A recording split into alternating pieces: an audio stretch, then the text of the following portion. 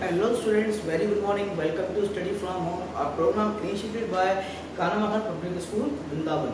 In this program, we provide you virtual classes directly to your home. So hello students, in this video of 12th Standard Business Studies, we were continuing our chapter of organizing.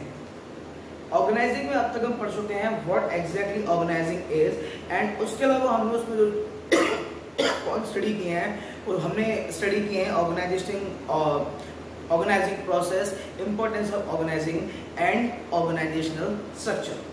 In the previous video I was talking about organizational structure.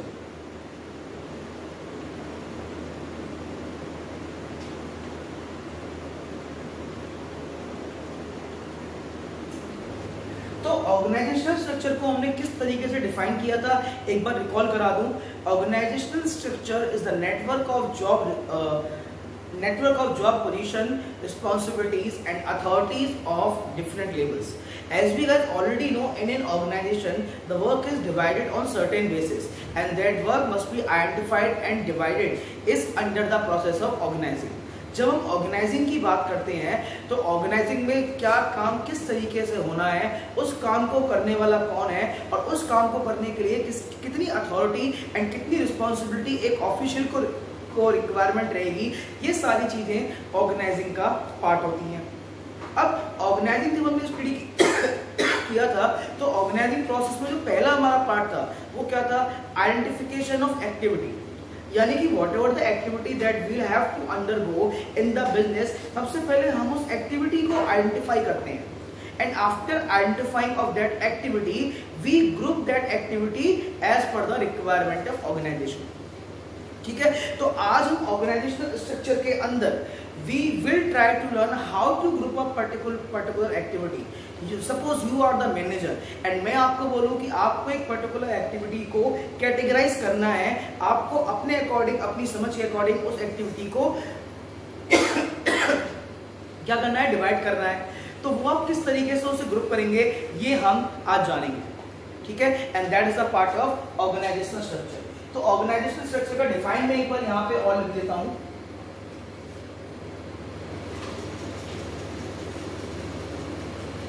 Network of job positions, responsibilities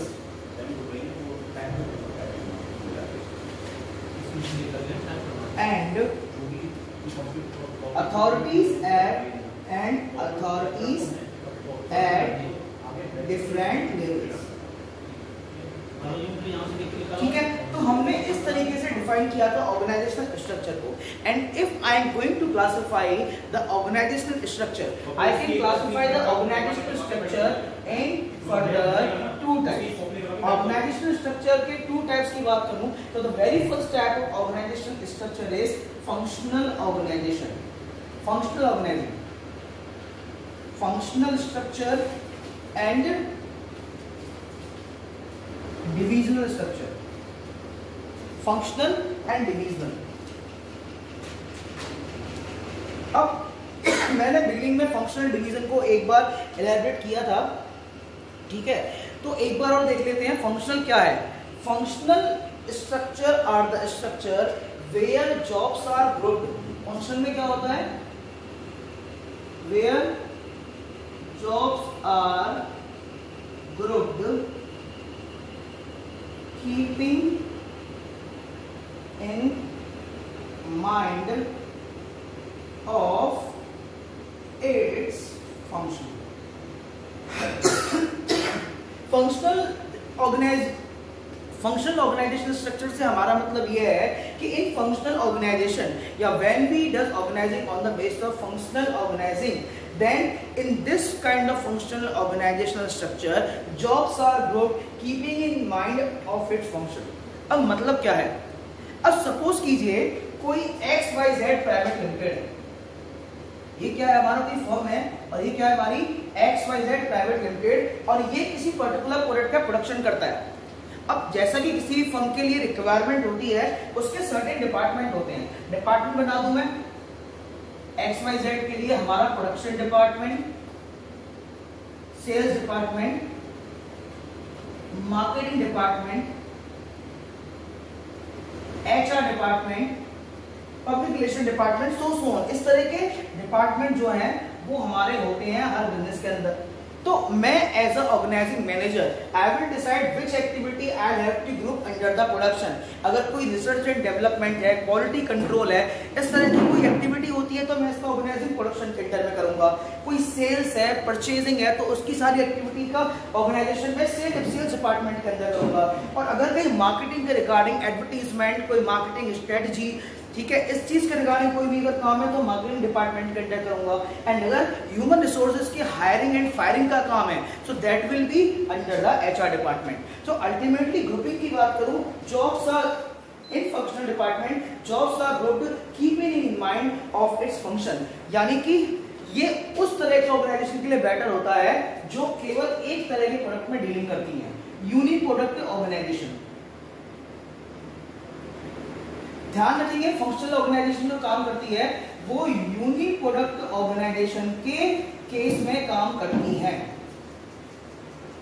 ठीक है, तो अगर आपकी firm XYZ private limited एक particular product बना रही थी और एक पर्टिकुलर प्रोडक्ट के लिए जितनी भी एक्टिविटी थी वो हम as per the department of their function हम कैटेगराइज कर रहे थे, so that kind of organizing we termed as functional organisation.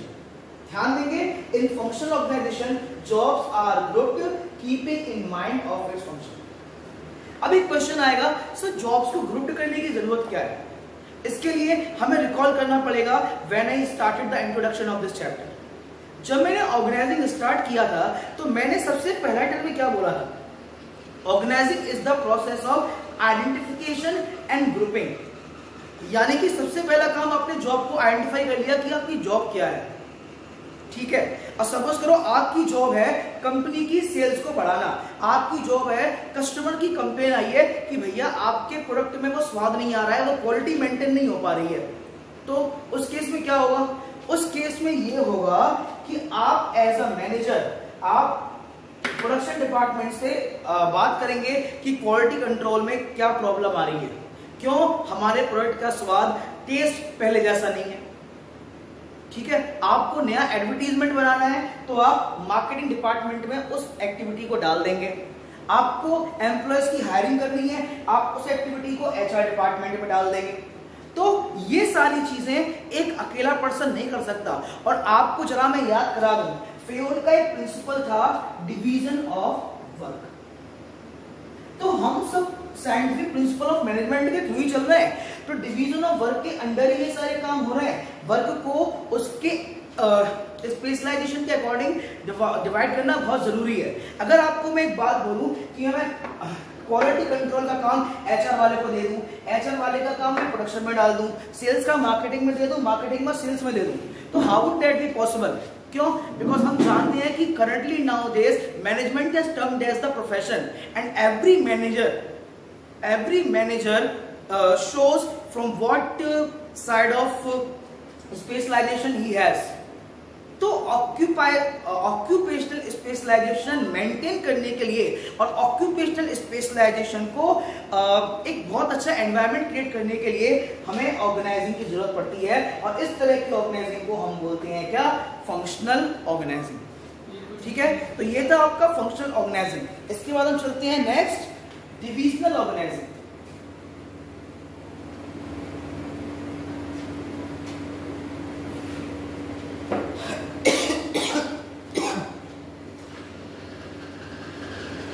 देखिए, डिविजनल ऑर्गेनाइजिंग जो है वो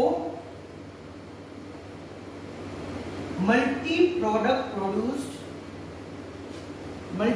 जो प्रोड्यूस कर रही हैं उस तरह के ऑर्गेनाइजेशंस के लिए काम में आते हैं। ठीक है, कैसे? वेयर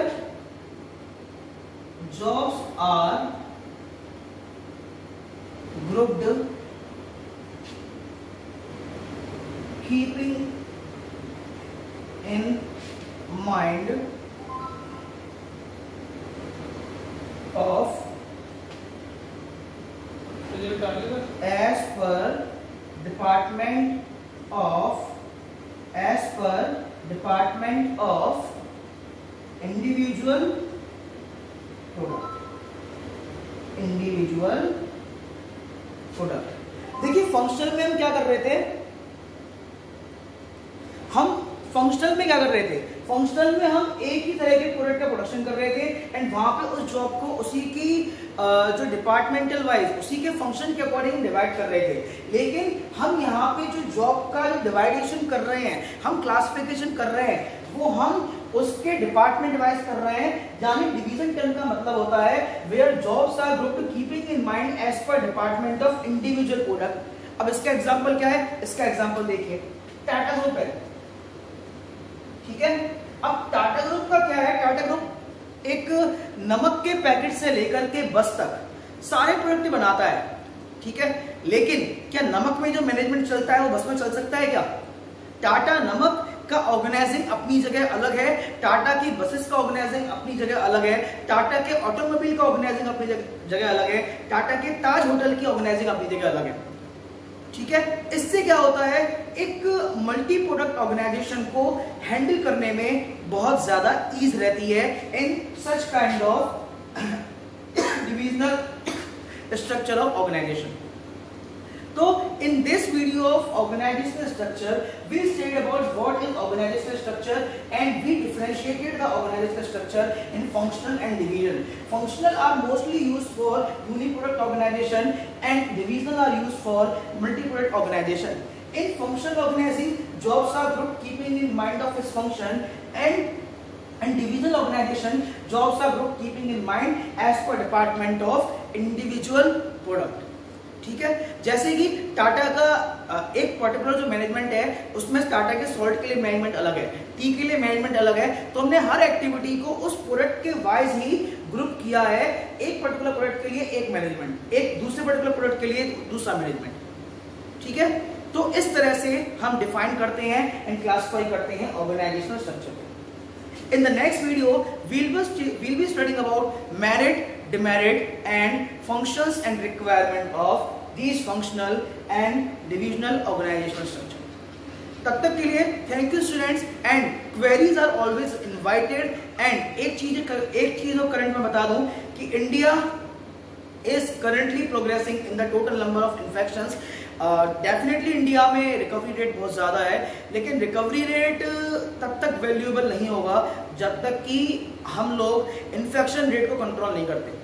तो आप सबसे एक सोशल अपील है मेरी, as we are the part of society, that we should stay home.